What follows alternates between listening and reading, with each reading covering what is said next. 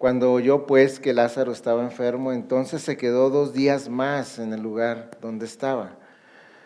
Luego, después de esto, dijo a sus discípulos: vamos de nuevo a Judea. Los discípulos le dijeron: Rabí, hace poco que los judíos te querían apedrear, ¿y vas allá otra vez? Jesús respondió: ¿no hay 12 horas en el día? Si alguien anda de día, no tropieza, porque ve la luz de este mundo. Pero si alguien anda de noche, tropieza, porque la luz no está en él. Dijo esto y después añadió: nuestro amigo Lázaro se ha dormido, pero voy a despertarlo. Los discípulos entonces le dijeron: Señor, si se ha dormido, se recuperará. Jesús había hablado de la muerte de Lázaro, pero ellos creyeron que hablaba literalmente del sueño. Entonces Jesús por eso les dijo claramente: Lázaro ha muerto. Y por causa de ustedes me alegro de no haber estado allí para que crean. Pero vamos donde está él. Tomás, llamado el Dídimo, dijo entonces a sus condiscípulos: vamos nosotros también para morir con él.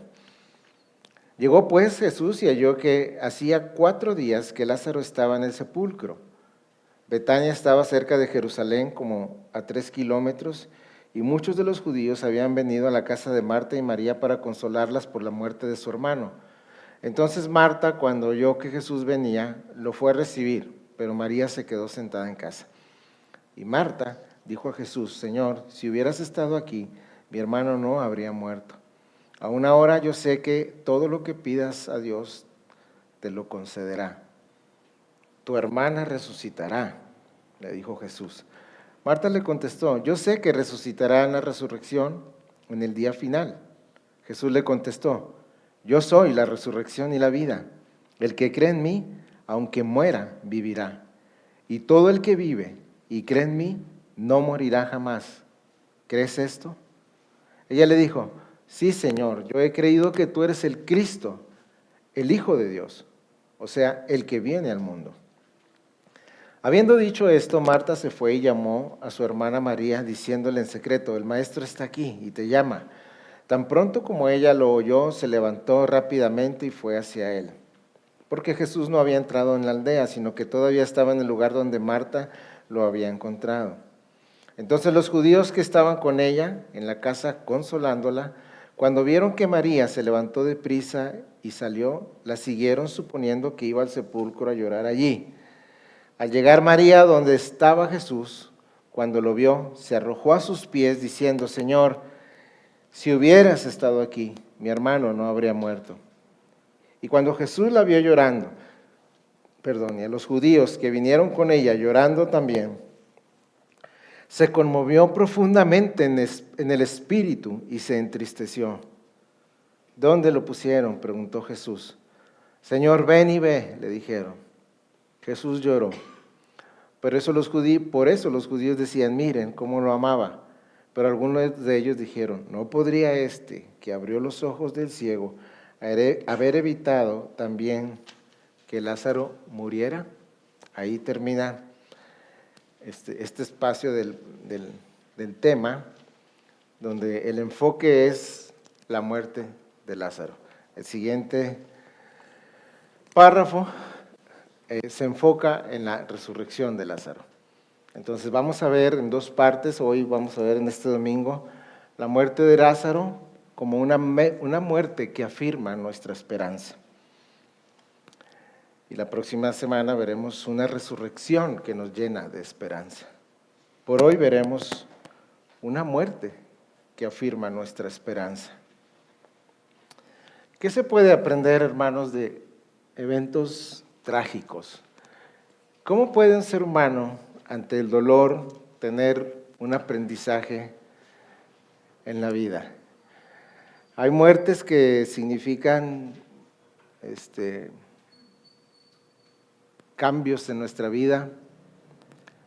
Mi hermano, nosotros somos una familia de 9, y mi madre, 10. El segundo de los mayores hacia abajo murió joven, en la plena edad de su esplendor de la vida. Tenía Era el hermano que había conseguido éxito, vivía en Monterrey, tenía muy buen trabajo, había iniciado una vida financiera buena, tenía 2 casas allá, una acá, y era un hombre que apuntaba hacia adelante. Gracias a Dios, él era un creyente. En el último año que estuvo viajando de Torreón hacia Monterrey, el Señor lo alcanzó y empezó a saber del Señor y de su salvación, pero él murió en un accidente, vino a una boda de mi hermana que también ya partió con el Señor y de regreso volcó su carro y falleció. Y fue un impacto la muerte de nuestro hermano. Yo estaba con mi madre cuando le dieron la noticia del fallecimiento. En un hospital fuimos y nos dieron la noticia y puedo recordar la imagen de mi madre cuando le dan la noticia. Pues yo era joven, tendría 20 años, 21 por ahí. Y eso hizo muchos cambios en la familia.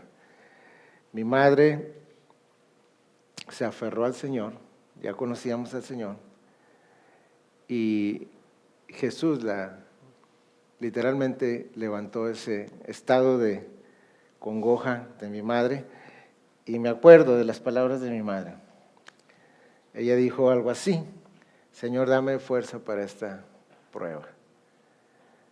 Y con el tiempo aceptó bien mi madre la partida de mi hermano.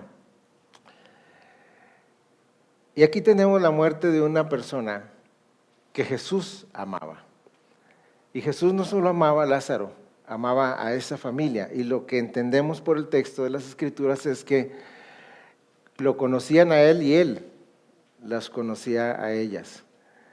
Porque cuando lo mandan a avisar, él está en Perea, ahí por el río Jordán, en el ministerio, acaba de venir de Judea, y mandan, ellos saben y ellos conocían del poder de Cristo.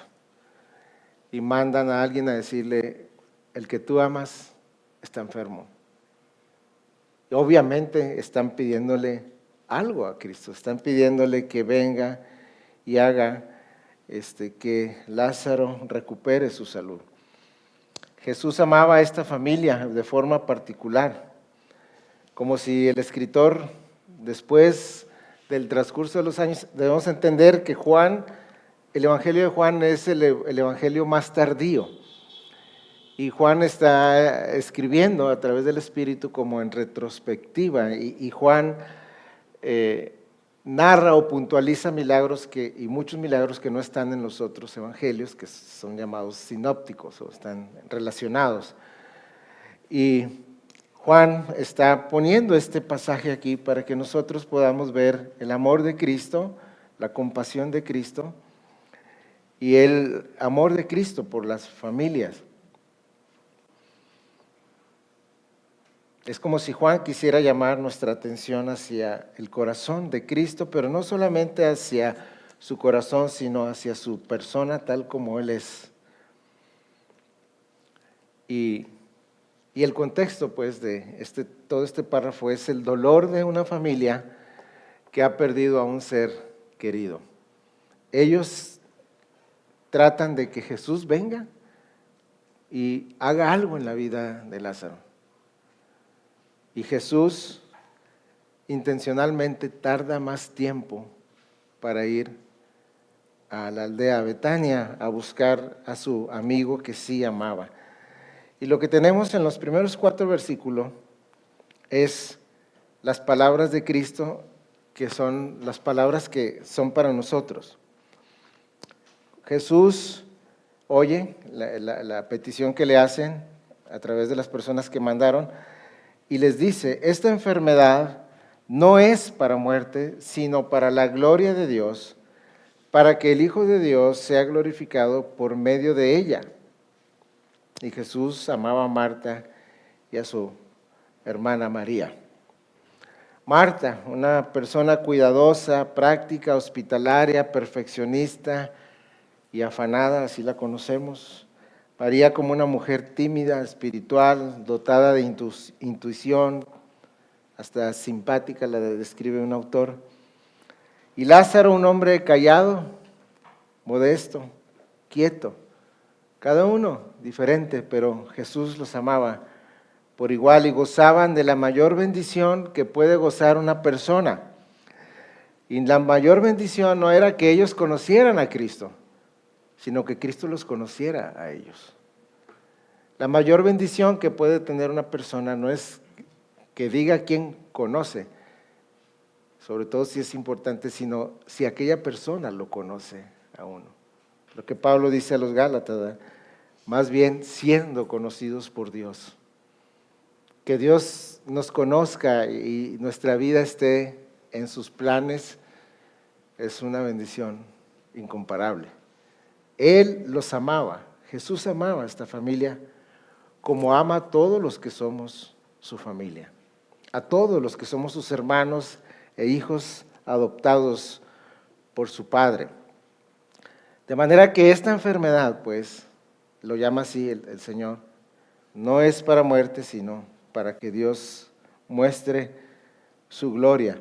Dios en Cristo iba a manifestar su gloria a través de esta muerte, de este dolor.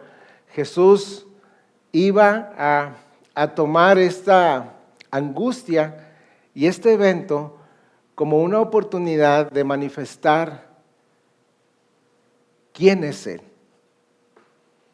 Toma este evento, lo retrasa y les dice a los discípulos que a Él le alegra que puedan comprender todo lo que implica el retraso, los días que murió Lázaro, que verdaderamente estaba bien muerto, y ellos pudieran contemplar y tener la esperanza de las palabras de Cristo: yo soy la resurrección y la vida. El efecto que iba a causar en la mente de ellos iba a ser mucho más poderoso que si Jesús lo hubiera levantado de la enfermedad, hubiera ido con menor tiempo de diferencia. Él estaba muerto en la tumba y según las palabras de las mismas familias, ya está en descomposición. Huele. La muerte ha hecho su efecto. El dolor ha entrado y ahí está su amigo resguardado por una tumba. Esos son los primeros versículos. Y luego tenemos la confianza de Cristo del 6 al 10 de caminar siempre en la voluntad de su Padre. Él escucha, pero dice: vamos de nuevo a Judea, de donde había venido. Y los discípulos le dicen que venían de allá y que lo querían matar, que si era realmente algo que él quisiera hacer. Y el Señor les da una explicación que empieza a traer ya una conexión en nuestra vida y hacia nosotros. No hay 12 horas en el día, les dice a los discípulos. Esto puede ser una palabra para nosotros. Si alguien anda de día, entiéndase, dentro de la voluntad de Dios, es lo que está diciendo el Señor, no tropezará. Pero si alguien anda de forma equivocada, fuera de la voluntad de Dios, tropezará. ¿Qué está diciendo el Señor? Que el evento del retraso con Lázaro y los otros días que él permaneciera en Judea estaban dentro de la voluntad y de la soberanía de Dios. Y él estaba caminando bajo la voluntad de Dios en cada paso de su vida. Aunque ellos no lo entendieran, o sea, vienen a decirte que el que amas está enfermo y tú nos dices que vamos otra vez para allá. Y la petición que te hicieron, Señor, ustedes, bueno, esto es una paráfrasis mía, ustedes no comprenden, pero yo estoy dando cada paso de mi vida bajo la voluntad de Dios, del Padre. Y la voluntad del Padre era que Lázaro permaneciera allí, en el sepulcro, los días que permaneciera. Y el Señor les está dando pues esta lección, que es una lección que es un poco difícil para la carne asimilar. Las personas que estamos en angustia, en sufrimiento, queremos a Dios, que actúe Dios, que sea nuestro siervo, que que Él haga lo que nosotros deseamos, que nuestra perspectiva de la vida es una que puede ser diferente a la de Dios. Pero el corazón se inclina hacia eso, hacia pensar en uno mismo antes de entender cómo funciona la voluntad de Dios. Hermanos, Jesús no es nuestro siervo, es el siervo del Padre para la salvación de la humanidad, pero Jesús es nuestro Señor. Jesús es nuestro Señor. Si tú confiesas con tu boca que Jesús es el Señor, serás salvo, ¿verdad? Y si tú crees en tu corazón, Jesús es nuestro Señor y es el Señor de todo. Y haríamos bien en ver a Jesús como el Señor en este diálogo que está aquí, que Juan nos está presentando. Él es el soberano. Él tiene en control cada aspecto de la vida de cada persona que existe y ha existido jamás, aún el de Lázaro y aún el de la familia de Lázaro y aún nuestra vida. Nuestra vida está en las manos de Él y Jesús, si somos su pueblo, si somos sus hijos, si somos sus hermanos, hijos del Padre, su amor por nosotros es un amor similar al que tenía hacia esta familia. Entonces, vemos pues en los siguientes versículos la soberanía de Cristo sobre el tiempo, los eventos y las circunstancias. Él no se va a mover excepto bajo la voluntad del Padre. Tengo una nota de un autor, dice que el fruto que producen las experiencias dolorosas e incomprensibles en nuestra vida no deberían ser asimiladas de forma estoica, o sea, Dios quiere que sufra, no deben ser asimiladas así, como si fuera que Dios quiere nuestro sufrimiento, y esto no es así. Dios quiere lo mejor para nosotros, pero eso mejor, hermanos, y lo más sublime vendrá en el reino futuro, en el reino de Cristo. María lo va a entender y posteriormente va a derramar un perfume en adoración a los pies de Cristo, un perfume costoso. Ella está entendiendo lo que está sucediendo, más adelante del párrafo. O sea, esas circunstancias del dolor de su hermano, todo el tiempo que pasaron, los días en angustia, en la pérdida de su hermana, en el duelo que hay, en la pérdida de alguien que está cerca y que no se entiende por qué está partiendo. Hay cosas, hermanos, que no comprendemos hasta después.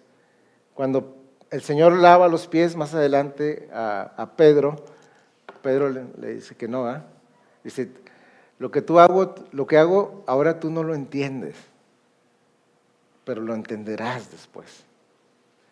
Es decir, las experiencias de aflicción y de dolor y que no pueden ser asimiladas en un momento en nuestra vida, posteriormente pueden ser una bendición cuando se entiende lo que está sucediendo y cómo está actuando nuestro Señor Jesucristo. Y creo que esa es la intención de este pasaje. El sufrimiento y el dolor siempre nos van a arrojar hacia Cristo o hacia Dios. ¿Cómo estaría nuestra fe si no hubiera dificultades y sufrimientos en nuestra vida? Sigo citando a F.B. Meyer, dice, con frecuencia la pena nos permite conocer algún lado no comprendido del carácter de Dios, del Padre, del Hijo o del Espíritu. ¿Cómo podía comprender David que Dios o Jesús eran la roca donde él podría afirmar sus pies? Si no era a través de toda la aflicción que le llegaba a través de los reyes y las guerras. ¿Cómo podría la nación de Israel comprender a Dios como un guerrero si no hubiera estado cautivo y fuera liberado con poder de Egipto?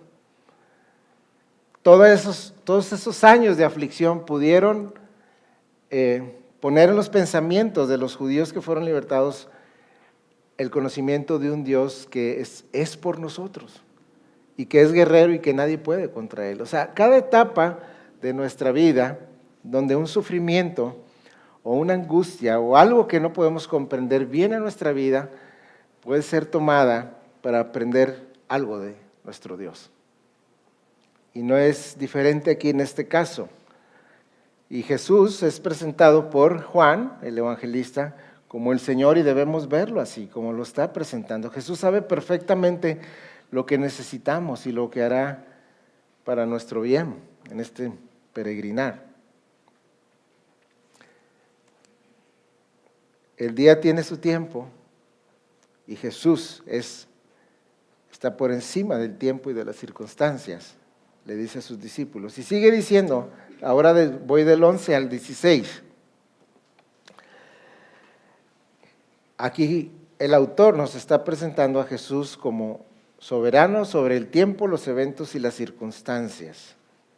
Fíjense, 11.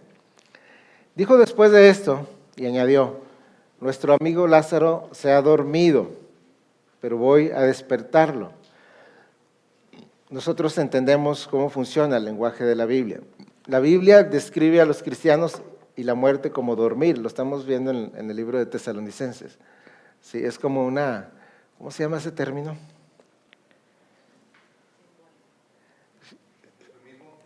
Eufemismo.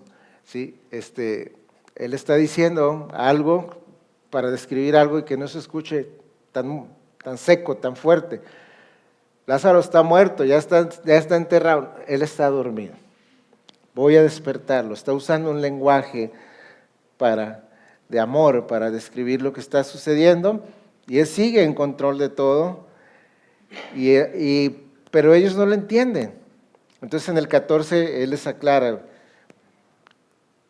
y les dice claramente, Lázaro ha muerto y por causa de ustedes me alegro de no haber estado allí para que crean. Pero vamos a donde está. Ahora, noten el versículo 16 con sus propios ojos. ¿Cómo les suena la actitud de Tomás, que fue el que, cuando Jesús resucitó, fue el que dijo, no, hasta que yo meta la mano en su costado y vea las heridas, ¿verdad? Creeré que él resucitó? ¿Cómo les suena ahí la actitud de Tomás? Sarcasmo, ¿verdad? Vamos también para ver qué pasa, vamos para morir con él, o sea, para dormir, está tratando de decir. Y lo hermoso de este pasaje es que Jesús no lo reprende. En el otro sí, porque ya debió haber aprendido, al que hice referencia, pero no lo reprende. Su amor y su compasión hacia este discípulo es muy generoso. Entonces Jesús está aclarando y está asumiendo que Él está en el control de lo que está allí sucediendo. O sea, no lo entendían todo. No lo entendían. Como si el evangelista estuviera colocando para los que íbamos a leer estas partes un faro, ¿verdad? Y dirigir nuestra mirada al amor de Cristo en momentos difíciles y de incomprensión. Ahora vamos del 17 en adelante. Ahora sí voy a leerlo porque aquí está lo más importante del pasaje. Entonces llegó pues Jesús y halló que hacía 4 días Lázaro estaba en el sepulcro. Betania estaba cerca de Jerusalén, como a 3 kilómetros, y muchos de los judíos que habían venido a la casa de Marta y María a consolarlas por la muerte de su hermano. Entonces Marta, cuando oyó que Jesús venía, lo fue a recibir, pero María se quedó en casa. Marta dijo a Jesús, Señor, si hubieras estado aquí, mi hermano. Perdón, perdí el texto. No habría muerto, sí, 21. Marta y María, las dos le dicen la misma frase a Jesús, si tú hubieras estado aquí, nuestro hermano no habría muerto. Ambas, las dos. O sea, están reflejando su sentir, están reflejando su dolor, y es válido, completamente válido. Ha muerto un hermano que querían y ellos creen en el fondo que a Jesús no le interesó. A veces nos hace esa mala jugada el corazón, y cuando nosotros estamos pensando en algo que realmente nos aflige, que nos causa dolor o confusión, y no se resuelve como nosotros pensamos que se debería resolver, como que hay este sentimiento en nuestro corazón, como si verdaderamente nuestra vida le interesa a Dios, la enfermedad, la escasez, la soledad, como si Dios fuera insensible a nuestras necesidades. Y el corazón nos engaña y nos lleva a pensar que Dios no es cercano ni tiene cuidado de nosotros. Pero hay algo que no se considera, hermanos. Hay algo que nosotros deberíamos de tener como un fundamento cuando nos relacionamos con Dios. ¿Cuál es la causa de la muerte del ser humano? El pecado. ¿Sí? La paga del pecado es la muerte. Y por cuanto todos hemos pecado, vamos a la muerte. Vamos a experimentar la muerte.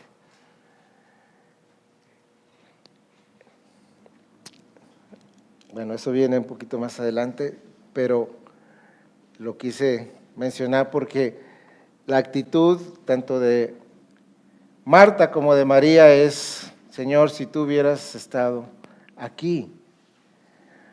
Y el diálogo de Cristo en el 22 en el 23 es el siguiente, pero Marta dice: bueno, yo sé que lo que pidas a Dios, Él te lo va a conceder. Bueno, por eso le mandaron llamar, pero Lázaro ya tiene 4 días sin vida. Y la promesa de Cristo es esta: tu hermano resucitará. Tu hermano resucitará, volverá a la vida, volverá a vivir, volverás a darnos vida. Dice un canto de Marcos Vidal. Le dijo Jesús. Y Marta le contestó, por ser una hebrea o judía, un entendimiento de la resurrección básico lo debería tener. Y Marta le dice: yo sé que resucitará en la resurrección, en el día final, de lo que se habla la Biblia y de lo que los patriarcas tenían la esperanza, ¿verdad? El nuevo reino, la nueva vida, los nuevos cielos, la resurrección, el cambio de todas las cosas que están en caos, en dolor, que causan muerte, separación, etc. Ellos tenían la esperanza de la resurrección, como judíos. Y Marta tenía eso en su mente: yo sé que en el día final Él resucitará. Y aquí está lo maravilloso, aquí está la esencia del pasaje, porque ni Marta, ni el propio Lázaro, ni María, ni los discípulos habían visto un milagro de este tamaño. Levantar a una persona que está en estado de descomposición y que ha muerto y tiene 4 días ahí. Viene un hombre que ha caminado con ellos, un hombre bondadoso, lleno de misericordia, que había hecho otros milagros, y lo va a levantar en el siguiente párrafo. Pero le dice a Marta: yo soy la resurrección y la vida. El que cree en mí, aunque muera, volverá a vivir, o vivirá. Y todo el que vive tiene la oportunidad de creer en mí para no morir jamás. ¿Crees esto?, le dice a Marta. Pero volvamos a las palabras de Marta y María: si tú hubieras estado aquí. Un amor que al parecer había dejado sin contestación una petición. ¿Cuál era? Que viniera a levantar a Lázaro. Y aquí hay 2 áreas prácticas que quiero que veamos para todos los que estamos aquí. ¿Qué sucede, hermanos, con nuestras oraciones sin contestar? Aquí está la esencia que nos conecta a nosotros, al corazón de ellas. ¿Qué sucede? ¿Qué piensas tú con aquellas oraciones que Dios no ha contestado a favor de lo que tú has pedido. ¿Qué ha pasado? Bueno, no es una respuesta fácil esta, pero voy a dar algunos puntos. Una, la propia Biblia dice que no recibimos porque pedimos mal, con malos propósitos para gustar en placeres.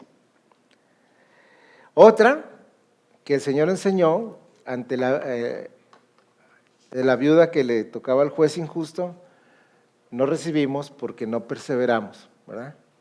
Y se enseña la necesidad de perseverar. Una, puede ser que nuestras oraciones y lo que anhelamos no sea contestado porque está mal pedido. Otra, porque realmente no era un deseo. Lo dijimos 2 o 3 veces y a la cuarta concluimos. Pero ¿qué sucede con una petición que está en la esfera del amor de Dios y dentro de la voluntad de Dios y no se lleva a cabo en el tiempo cuando menos que nosotros la esperamos? ¿Cuál será nuestra actitud? Pensemos en un joven que se quiere casar, le ha pedido a Dios un compañero o viceversa, y es su anhelo y es legítimo, y no ha habido una respuesta. O alguien que quiere salud, que está padeciendo, y no ha habido una respuesta. Algunos estamos orando y oran por la salvación de sus hijos por mucho tiempo, y no hay conversión. Y pensamos, ¿verdad?, ¿qué está sucediendo? Bueno, las 2 hermanas dijeron: Señor, si tú hubieras estado aquí, te mandamos pedir que vinieras y no llegaste, y él ahora está en la tumba.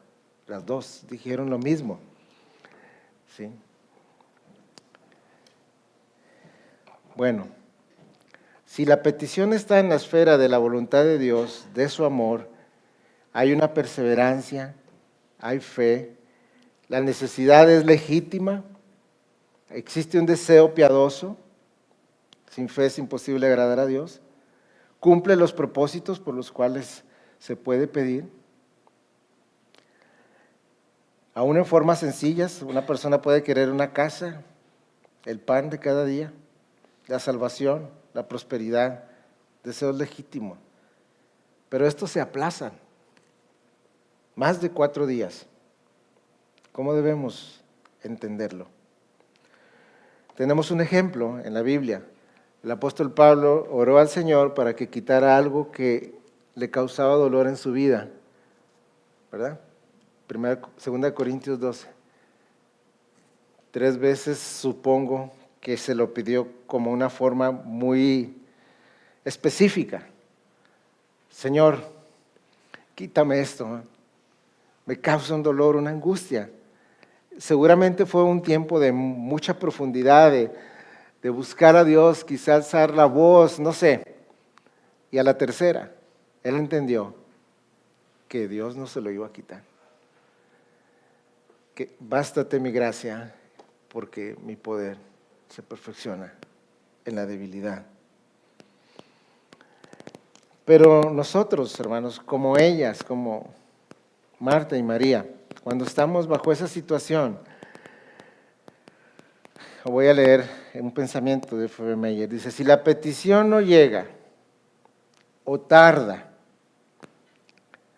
lo mejor que podemos hacer es asumir una actitud que antes no teníamos. Qué maravilloso, ¿eh? Señor, no me has respondido. Yo tengo un dolor de columna de años y se lo he pedido al Señor. Y voy hacia abajo. Y yo le he pedido que me ayude. Y no se ha dado la ayuda. ¿Qué actitud debo de tomar? ¿De desesperanza? ¿De enojarme con Dios? No. Al contrario, esa angustia me permite a mí conocer algo del carácter de Dios que antes yo no tenía. Y entonces yo hago una retrospectiva y digo, en realidad yo debería estar muerto. En realidad yo debería estar muerto. El Señor me ha librado, yo les he platicado varias veces. Él me ha librado muchas veces de la muerte, cuando menos 3 así claritas. Entonces mi actitud cambia y digo, bueno, Señor, así enfermito, si me amas y quieres que me duela la columna, yo te voy a adorar. Y si eso me permite estar en humildad y buscarte, alabado seas. Aunque yo no lo comprenda. Porque esto, hermanos, es algo que causa una confusión a los cristianos. Y yo te recomiendo que si tu petición es legítima, de fe, está en la esfera del amor y no llega y ha tardado más de 4 días, toma una actitud diferente. Confía, llegará. Si no en esta vida, en el reino. En el reino futuro todo cambiará. Todo cambiará. Y todavía no concluyo con el aspecto de cómo debemos nosotros responder, porque nuestro Dios es un Dios fiel. Jesús sabía que lo iba a resucitar, ¿verdad? De hecho, ahí hay un diálogo, dice, miren cómo lo amaba, él está llorando. Y dice el texto que los judíos decían, mira cómo lo amaba, pero te hago una pregunta, si Jesús sabía que lo iba a resucitar, sus lágrimas pueden corresponder a otra cosa, ¿no? Jesús es Dios, todo lo sabe. Por falta de tiempo, corto aquí el mensaje, pero Jesús sabe que va a resucitar a Lázaro. Él sabe que lo va a levantar. Él es Dios. Él es la resurrección y la vida.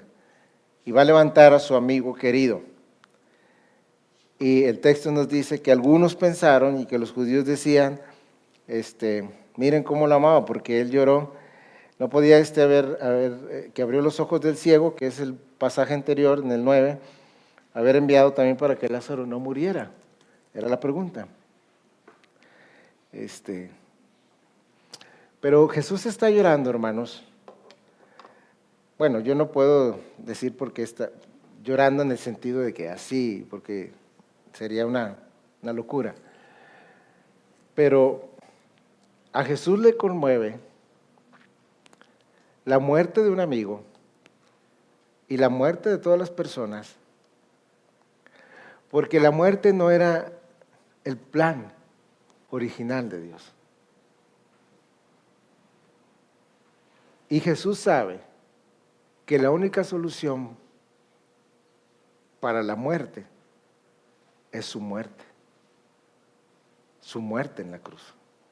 La única oportunidad que tiene un ser humano para volver a la vida, para resucitar en el reino de justicia y en el reino donde sí creemos que todo va a estar bien y no va a haber llanto, ni enfermedad, ni nada.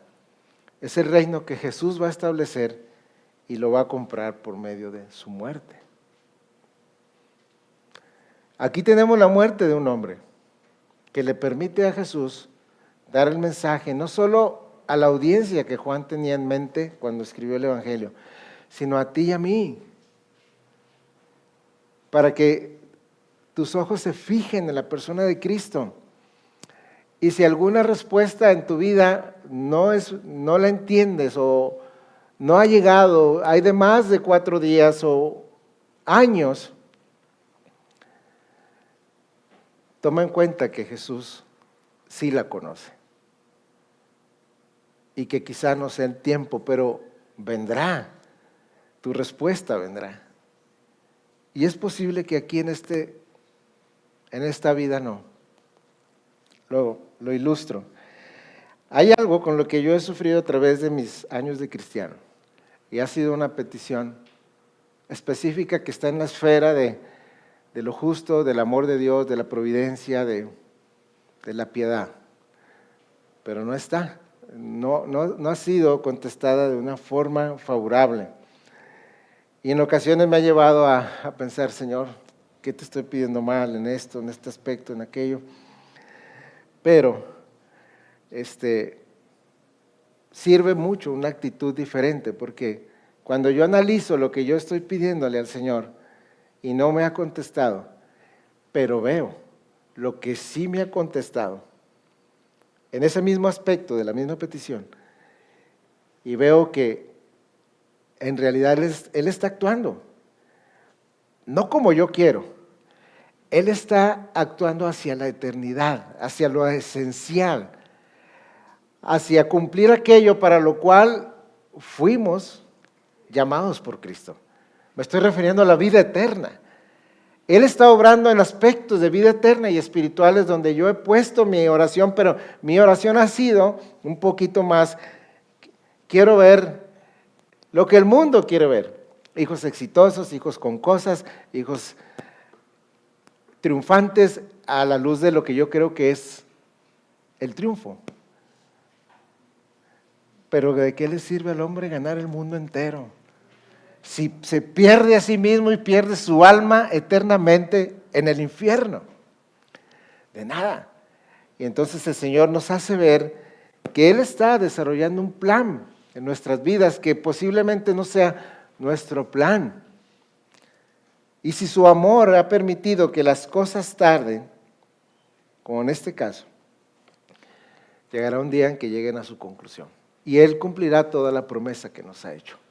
Y Él ha prometido darnos vida eterna en su reino y en su gloria. Jesús sabía que iba a resucitar a este hombre. Y Jesús sabía que su muerte era la solución para la resurrección final de este hombre. Y Jesús sabe, y sabía en ese entonces, que su muerte es la solución a todo problema y dolor del ser humano y del pecado.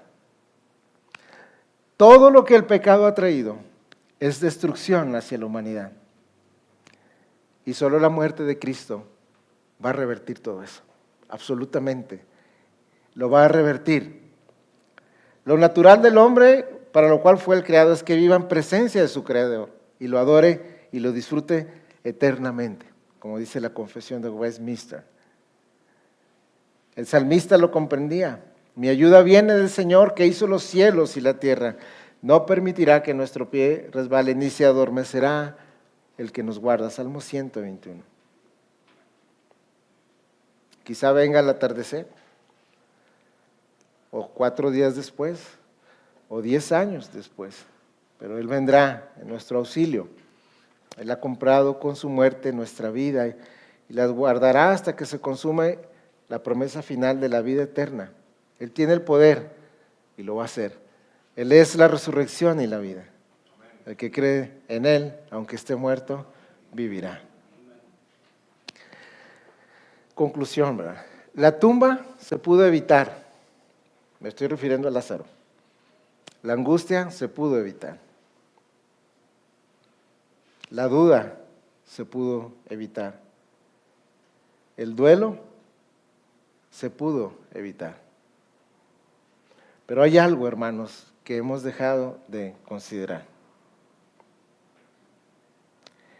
Vamos a Lamentaciones 3 para concluir.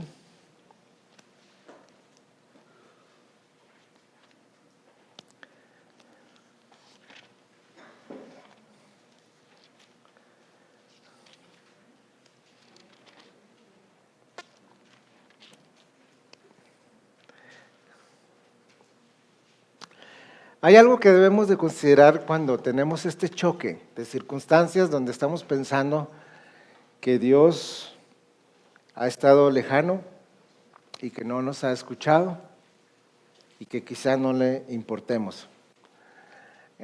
Como les dije, voy a un taller de predicación a Guadalajara y el taller es el libro de Lamentaciones. 5 capítulos tenemos en Lamentaciones de lamento total de un profeta que ha visto cómo, estamos en el capítulo 3, cómo Judá ha sido llevada al exilio y Jerusalén ha sido destruida. Y en todo el libro hay algo que el profeta experimentó en carne propia. Con esto quiero concluir, hermano. Y el entendimiento del escritor de Lamentaciones es el siguiente. Esto nos ha venido por causa de nuestro pecado. Todo. El libro está lleno de afirmaciones y de invitación a la nación para que comprenda que la justicia también es parte del carácter de Dios. Pero él está viendo de que No hay ninguna solución para que ninguna persona, ningún ser humano se vuelva verdaderamente a Dios si Dios no hace algo por él y le cambia el corazón. El nuevo pacto. Y deberíamos estar llenos de gratitud, hermanos, porque si hoy comprendemos algo de lo que es caminar con Dios, es por su ayuda. Vamos rumbo al cielo, hemos sido adoptados como hijos, como un regalo de la gracia de Dios. Sí nos ama el Señor. Ha demostrado su amor por nosotros al morir en una cruz. El hecho de que algunas circunstancias o actividades que están en nuestra vida y no nos favorecen, no significa que tú debas dudar del amor de Dios. Él ha demostrado su amor en la cruz por ti y por mí.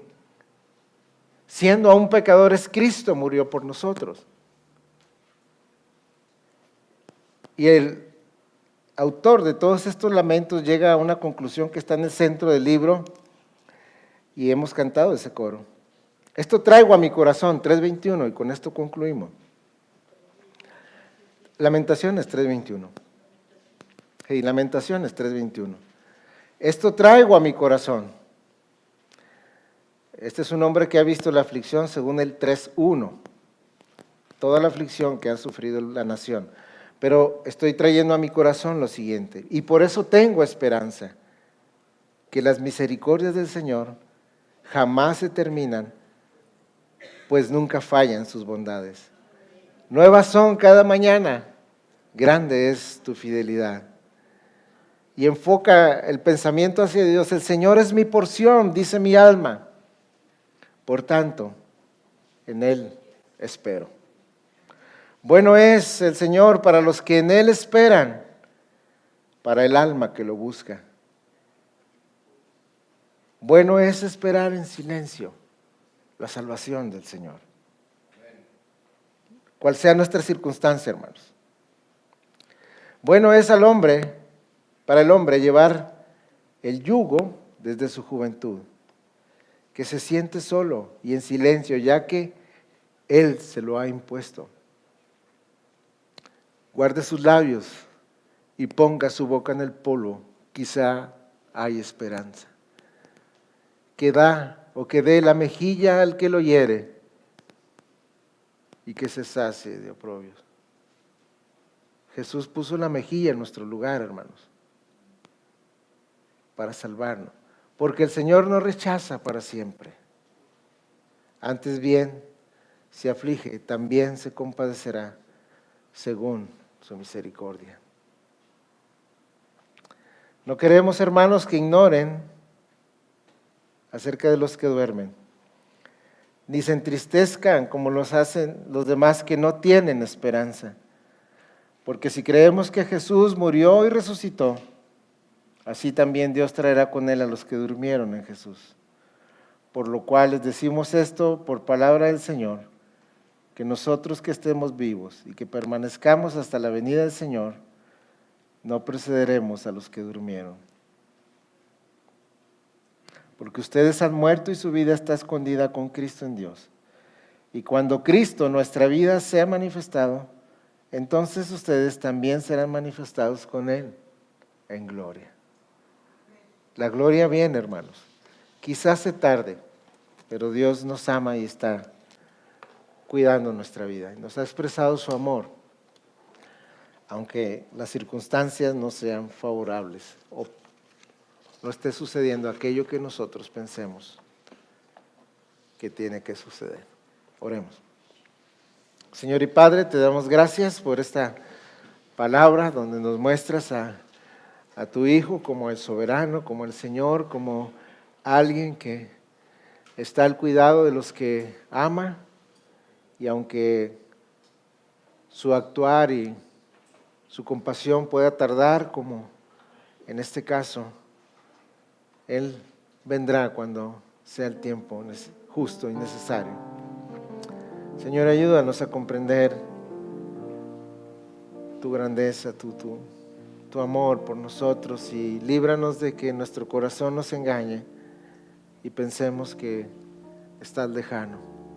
Estás tan cercano a nosotros como el día que moriste por nosotros. te damos gracias. Te pedimos que afirmes nuestra fe y nuestra esperanza solo en Cristo, y que su muerte nos traiga una esperanza de que un día todo cambiará y todo este dolor se irá. Gracias por su vida. Es en su nombre que te damos gracias. Amén. Cantemos con el corazón este coro.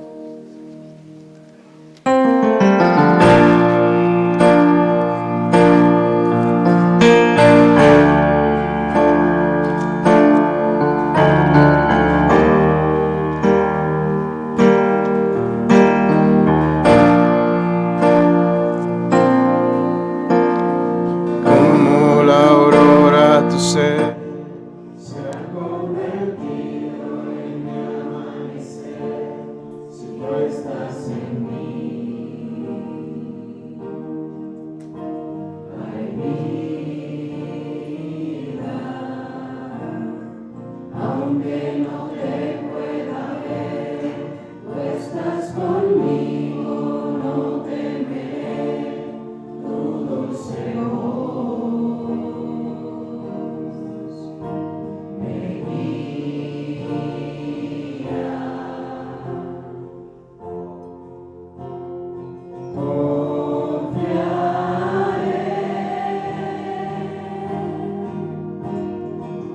Esperanza en mi corazón.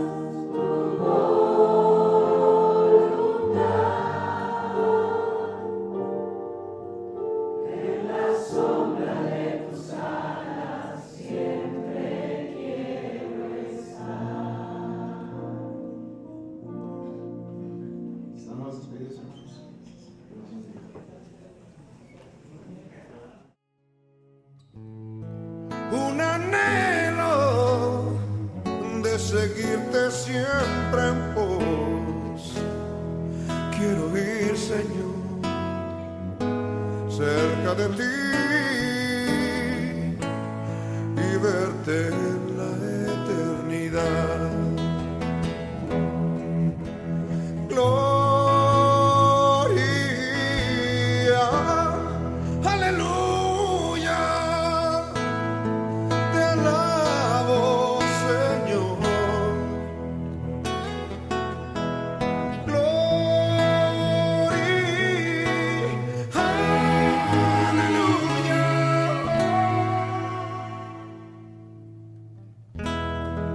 Quiero ir, Señor, cerca de ti y verte en la eternidad, y verte en la eternidad,